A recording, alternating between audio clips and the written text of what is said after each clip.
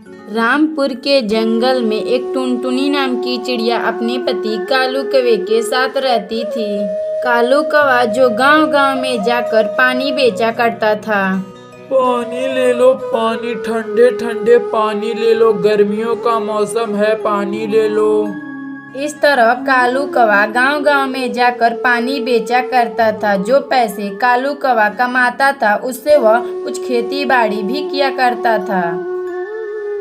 टुनटुनी, अरे ओ टुनटुनी, मुझे खाना दे दो, मैं खेत में जा रहा हूँ, खेत गर्मियों से सूख रहा है। फिर टुनटुनी चिड़िया अपने पति कालू कौवे को खाना दे देती है। कालू कौवा खाना खाकर अपने खेत में पानी डालने चला जाता है। कालू कौवा खेत में जाकर चारों तरफ पानी दे देता है और तभी अचानक शाम हो जाती है। अरे अब तो शाम हो गई है, मुझे अब घर चलना चाहिए, टुनटुनी मेरा इंतजार कर रही होगी। तभी इतना कहकर कालू कौवा अपने घर आता है और अपनी पत्नी टुनटुनी चिड़िया से कहता है, टुनटुनी, मैं कल पानी बेचने गांव-गांव जाऊंगा, तो पानी के डिब्बे सब पैक कर देना। अच्छा ठीक है जी, अब आप सो जाइए, मैं सारे बोतल अच्छे से भर दूंगी। फिर अगली सुबह कालू कौवा पानी बेचने गांव-गांव चला जाता है। पानी ले लो पानी, ठंडे ठंडे पानी ले लो, गर्मियों का मौसम है, पानी ले लो। लेकिन कालू कौवा का पानी का बोतल कोई पक्षी नहीं खरीदता है। वह मायूस होकर अपने घर चला आता है। आप ऐसे चुप क्यों हैं जी? आपका तो आज एक भी बोतल नहीं बिका। हाँ टुनटुनी, बाजार पे हमारी पानी की बोतल बिक नहीं रही, अब हमारा क्या होगा? आप चिंता ना करें जी, ऊपर वाला सब ठीक कर देगा। फिर इतना कहकर कालू कौवा सोने अपने कमरे में चला जाता है। धीरे धीरे इसी तरह दिन गुजर रहा था। एक दिन टुनटुनी चिड़िया एक बेटे को जन्म देती है। मम्मा, मैं भी पापा के साथ गांव-गांव जाकर पानी बेचूंगा। नहीं बेटा, तुम बाकी बच्चों के तरफ पढ़ने जाओगे, इस पानी वाले बिजनेस में कोई आमदनी नहीं है।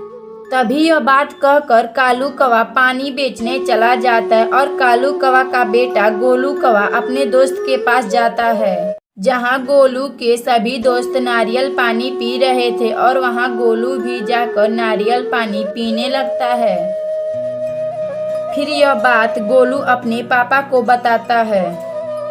पापा, जंगल में सभी पक्षी नारियल पानी पीना पसंद कर रहे हैं और आप भी नारियल पानी बेचिए, गर्मी में यह खूब बिकेगा।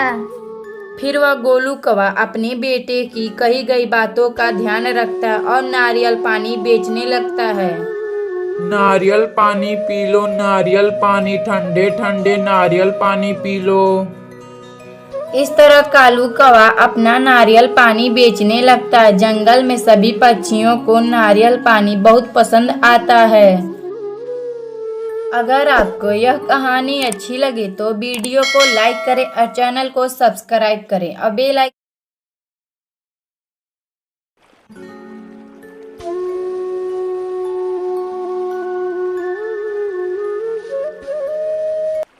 चंपकवन के जंगल में एक कल्लन कवि अपने पति बंटी कबूतर और अपने बेटे कालू कौवे के साथ रहती थी।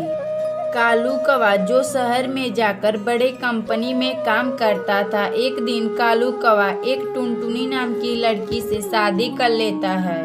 जब कालू कौवा शादी करके अपने घर आया तो अपनी माँ से कहता है, माँ, मैंने शादी कर लिया है एक टुनटुनी नाम की लड़की से, मैं आप लोगों से आशीर्वाद लेने आया हूँ। बेटा, तुम्हें मेरा आशीर्वाद कभी नहीं मिलेगा, तुम्हें हम लोगों ने अपना पेट काट कर पढ़ाया लिखाया और तुम आज बिना पूछे शादी कर लिए। तुम यहाँ से चले जाओ, दोबारा मेरी नजरों के सामने कभी भी मत आना, आज से हम लोग तुम्हारे लिए मर गए हैं। माँ जी, आप ऐसा मत कहिए। पिताजी, आप माँ जी को कुछ समझाइए ना, आप खामोश क्यों हैं? तभी कालू का बाप कहता है, अरे बंटी, मेरी नजरों के सामने से तू चला जा। फिर वह कालू कौवा और टुनटुनी चिड़िया दुखी मन से वहाँ से चले जाते हैं। फिर कालू कौवा और टुनटुनी चिड़िया एक जगह पर बैठ जाते हैं तो तभी टुनटुनी चिड़िया रोने लगती है। ये सब मेरे वजह से हुआ है जी। मेरे कारण आपके माता पिता आपसे नाराज हैं। सारा दोष मेरा है। बंद करो अपने पे दोष लेना टुनटुनी। चलो अब हम यहाँ से चलते हैं शहर में, एक किराए का घर लेकर वहाँ रहेंगे। फिर कालू कौवा अपनी पत्नी टुनटुनी चिड़िया को लेकर शहर में जाता है और किराए का घर लेकर रहने लगता है। अजी अगर सासू माँ हमारे साथ रहती तो हमें कितना अच्छा लगता। मैं तो इसके बारे में सोच नहीं सकती। यह क्या बोल रही हो टुनटुनी? उन लोगों को हमारा परवाह नहीं तो हमें उनसे क्या आशा करना। और इसी तरह कालू कौवा और टुनटुनी चिड़िया की शादी को 2 साल बीत जाते हैं। कुछ दिन बाद टुनटुनी चिड़िया 2 अंडे देती है। उनका बहुत ख्याल रखती है। 1-2 महीने बाद उन अंडों में से 2 बच्चे बाहर निकलते हैं। टुनटुनी चिड़िया अपने बच्चों को देखकर बहुत खुश होती है। इस तरह धीरे धीरे कुछ दिन बीत जाते हैं और एक दिन कालू कौवा बीमार पड़ जाता है। टुनटुनी, अब लगता है कि मैं नहीं बचूंगा। अगर मैं मर जाऊं तो तुम माँ बाबूजी के पास चली जाना।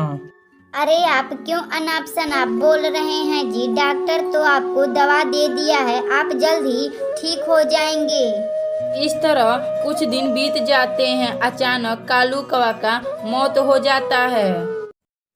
टुनटुनी चिड़िया अपने बच्चों को लेकर अकेली रहती है और बहुत रोती है और अपना सामान बांधने लगती है। माँ आप कहाँ जा रही हैं? मुझे तो कुछ समझ नहीं आ रहा। बच्चों मैं तुम्हें लेकर दादी दादाजी के पास ले जा रही हूँ। दोनों बच्चों यह बात सुनकर बहुत खुश होते हैं और मन ही मन में हंसने लगते हैं। फिर टुनटुनी चिड़िया अपने बच्चों को लेकर अपने ससुराल आ जाती है। क्यों रे डायन, तुम्हें मेरे बेटे को खाकर तुम्हें चैन नहीं मिला कि अब हम दोनों को भी तुम खाने आई हो? फिर वह बबली कबूतरी टुनटुनी के बेटे को रख लेती है और उसकी बेटी और माँ को बाहर निकाल देती है। फिर वह टुनटुनी चिड़िया अपनी बेटी को लेकर वहाँ से आ जाती है और वह एक पेड़ पर बैठ जाती है। माँ अब हम लोग कहाँ जाएंगे? फिर टुनटुनी चिड़िया को नीचे मिट्टी दिखाई देती है। उससे एक प्यारा सा घर बनाती और उसमें रहने लगती है। अगर आपको यह कहानी अच्छी लगे तो वीडियो को लाइक करें और चैनल को सब्सक्राइब करना ना भूलें।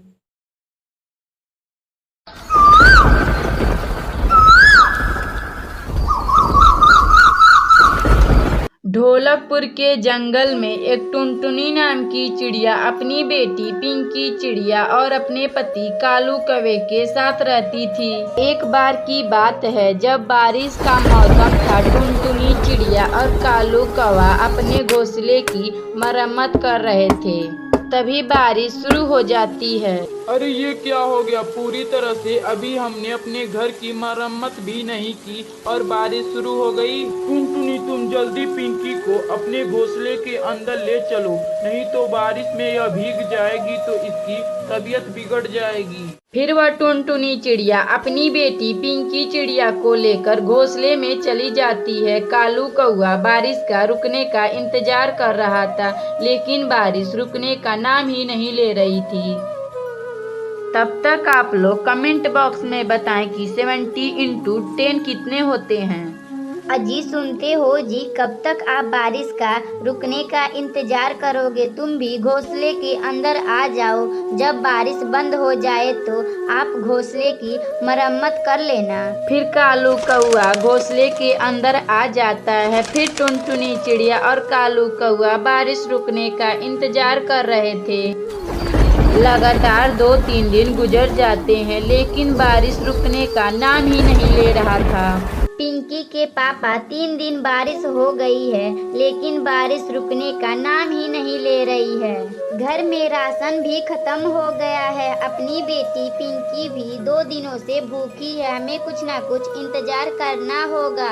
पर टुनटुनी, बारिश तो बहुत तेज से हो रही है। मैं ऐसे बाहर कैसे खाने की तलाश में जाऊं? लेकिन भोजन का तो इंतजार करना होगा, वरना हम भूखे ही मर जाएंगे।